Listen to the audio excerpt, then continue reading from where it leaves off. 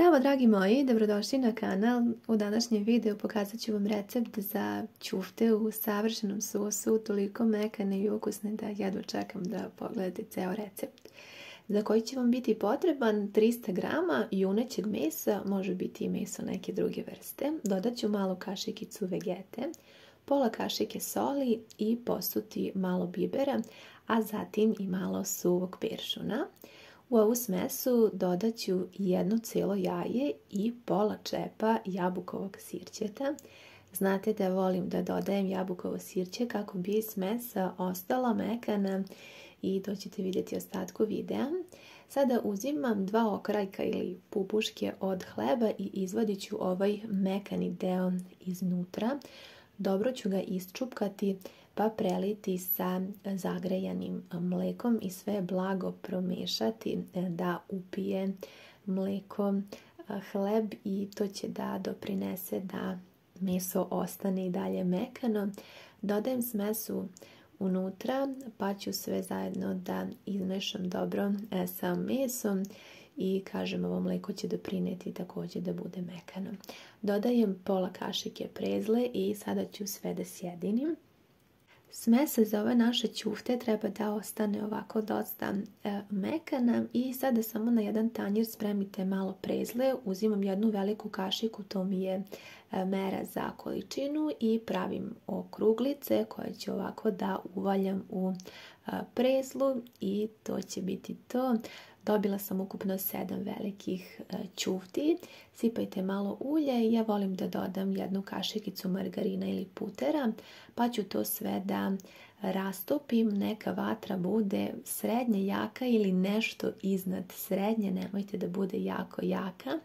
Pa kada se ulje zagreje, spustite ćufte i ostavite da se peku. Mi sada spremamo sastojke za sos. Treba će nam 20 g svežeg peršuna koji ćete da iseckate na veoma sitno, a zatim da isperete dobro i tako ga spremite.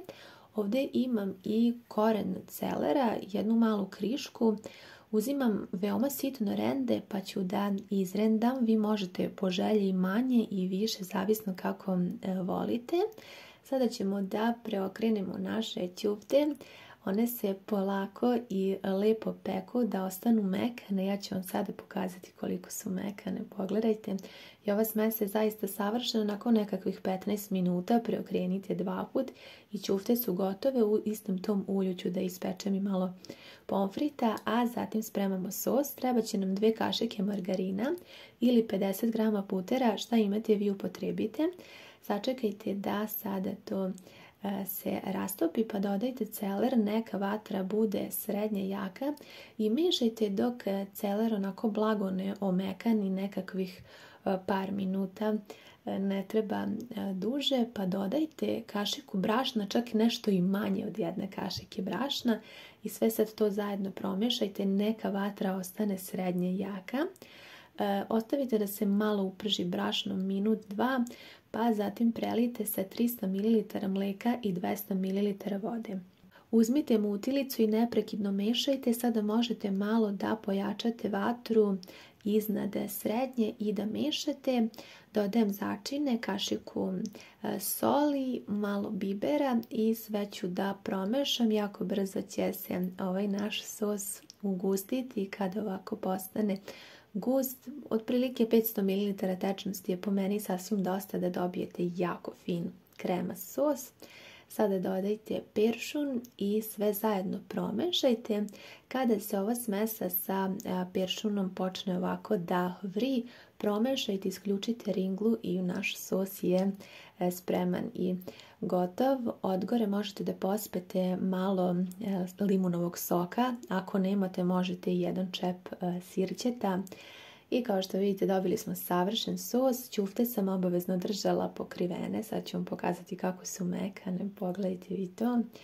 I sad ćemo da promešamo sos. Po meni je ovo idealna gustina. Vi naravno možete da dodate manje ili više tečnosti, zavisno kako volite, ali imajte na umu da će ovaj sos da se dodatno ugusti kako vrijeme prolazi, tako da je po meni ovo neka, pa da kažem, idealna kombinacija sastojaka. Sos je zaista savršen. preukusan. Ukoliko ne volite celer, umjesto njega možete koristiti i beli luk tako što ćete ga izrendati na veoma sitno. A ukoliko volite celer, ovo je zaista jedna predivna kombinacija koju vam predlažem da isprobate. Pomfrit sam pekla u toj istoj masti i zaista poprimio onako taj miris i ukus mesa i tako je ispao mekan. Sada ćemo poslužiti. Vi ovaj ručak možete da poslužite i uz pire krompir, zavisno od vašeg ukusa, i mogu slobodno da kažem da je ovo jedan savršen recept i da vam preporučujem da isprobate ako niste probali ništa slično. Sastojci su zaista veoma jednostavni i ovaj recept vam se priprema za nekakvih manje od sat vremena. Možete i ovako samo sa viljuškom da meso sečete, ne treba vam nož, toliko je mekano. Nadam se da vam se recept dopada i da će vam poslužiti kao ideja za ručak. Hvala vam mnogo što ste pogledali video i ljubim vas sve puno, prijetno.